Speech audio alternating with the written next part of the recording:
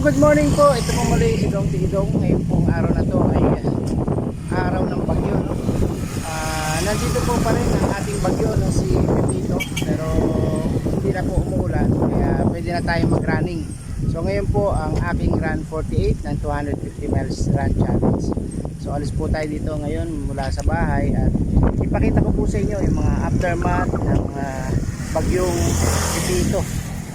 So sa palagay ko naman yung bagyong Pepito ay hindi naman masyadong malakas, mahangin lang po, wala naman masyadong ulan, kaya tahimik naman yung lahat.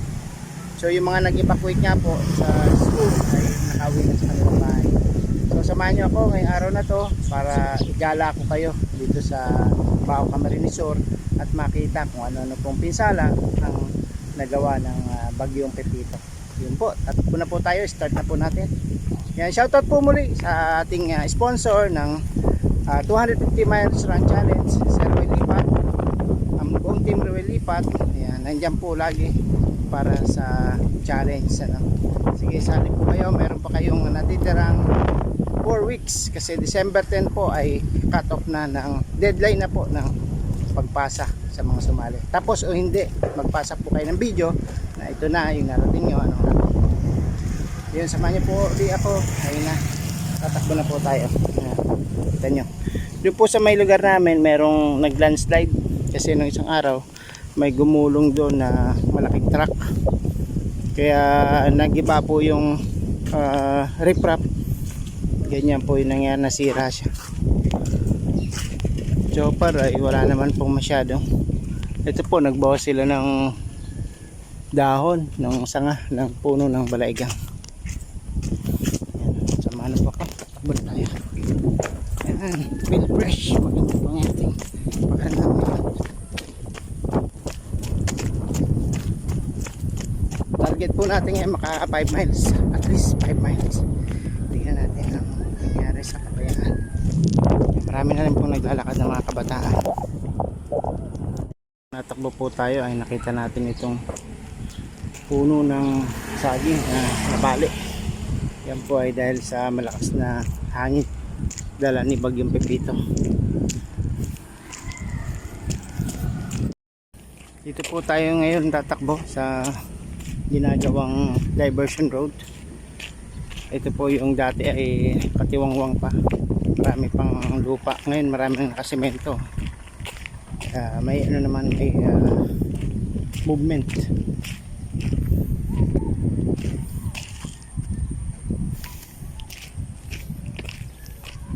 May accomplishment. Yan, may accomplishment na po ang gumagawa nitong road na to. DPWH po ang may project nito. Masakit pa rin yung aking braso, parang may magang muscle. Ewan ko kung kailan gagaling to. Dapat mapacheck up na. Dito tayo tatakbo, guys. Tingnan natin kung makakalusot na dito sa papunta po ito ng La Medalla.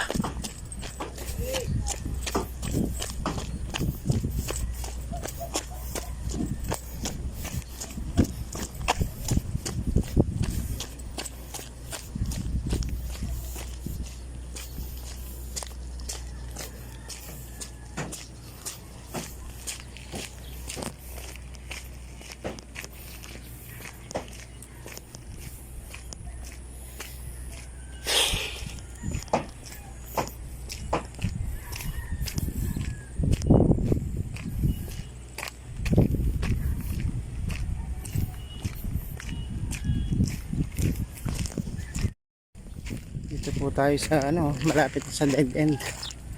Tingnan natin kung hanggang saan po abutin ating takbo dito. Dahil dito sa ginagawang diversion road, tingnan natin makakatawid tayo doon. Ito bagong semento, diba? Matigas na rin siya, pwede nang takbuhan ng tao. Pero sasakyan di pa. Mga motor kaya, pero may heavy na 4 wheels Di pa to kaya.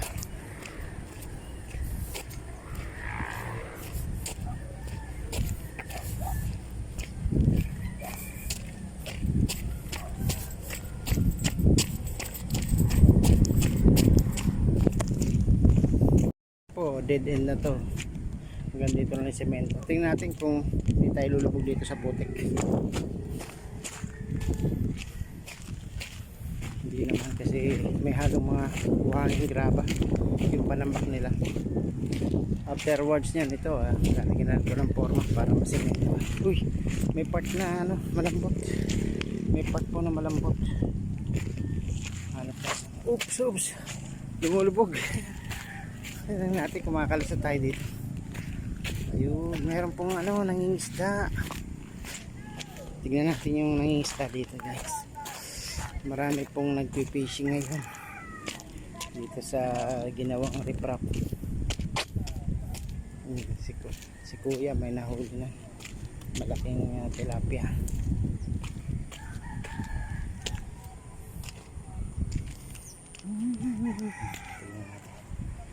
So, after po ng bagyo ay maraming namimingwit. Marami po namimingwit ng tilapia dito sa yun, may nakuha na. Dami na kayo nakuha. Marami na. Mga tilapia lang. May kasamang ata. Ayun. Very good. Sipag lang. Tsaga-tsaga lang ano. Meron na kayong maiuulam. Oh, meron ka na rin. Galing naman. Galing ni kuya.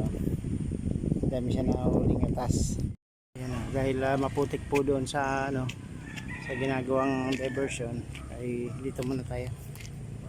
Yan sa may riprap.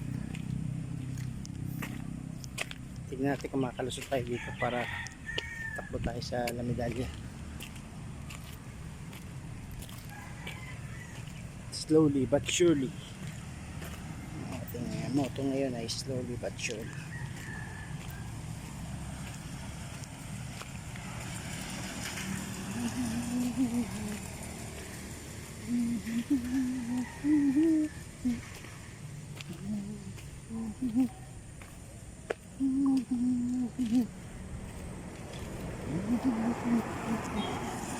Okay na, nakakadaan na. Yung kalye ay open na. Marami na ring basura. Ayun yan. Yan basura. Ayan, okay na. Kadaan na tayo dito. Meron ding nagtapon ng ano, mga pantalon. Yung tinawidan natin na diversion at napakarami pong basura na nakaharang dito sa kanal. Yan po yung nagiging unang-unang dahilan ng pagbabaha. Kaya sana ang ating mga kababayan ay maging mas disiplinado. Saka linisin agad ito.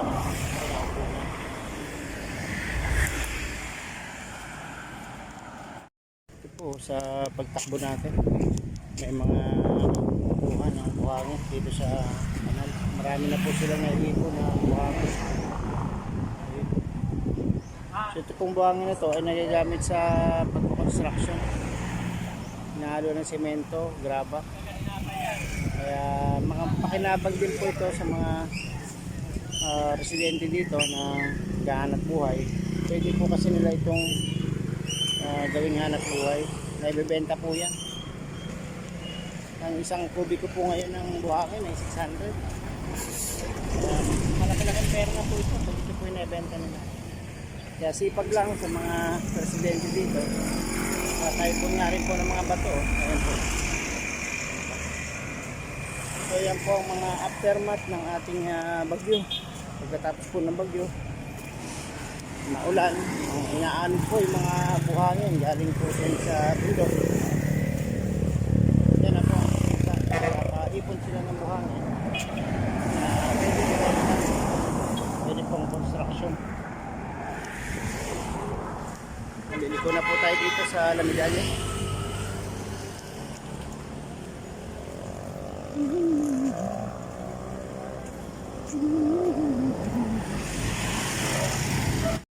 Ito po yung ano, aftermath ng bagyong Pepito. Sa bagyong Pepita po yan. Dahil po putol-putol na saging. So marami rin pong nasayang na magiging bunga sana nito.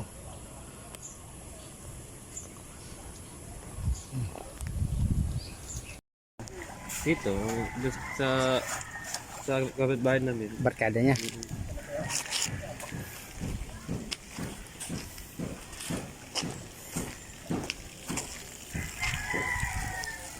Daming tubig.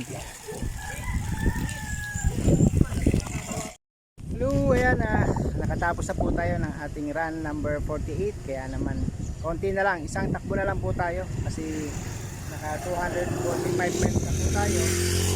Kasalukuyan po na ngayon ay bumabagyo, signal number 3, itong Camarines Sur. Nakita niyo naman, puro hangin lang siya. Ayan, nakita niyo po sa likod ko, malakas pa rin yung hangin, lasog-lasog po yung dahon ng mga papaya. So nakatakbo pa rin tayo ng ating run challenge kahit na po may bagyo. Wala naman po kasing ulan. Takbo lang. At isa na lang, one more run, tapos na po tayo. So alalahanin nyo guys, meron pa hanggang December 10 ang deadline ng pagpasa, submit ng video na kayo po ay nakatapos na. Shoutout po sa ating Team Kapuso sa pangunguna po ni Ma'am Jane Lastimosa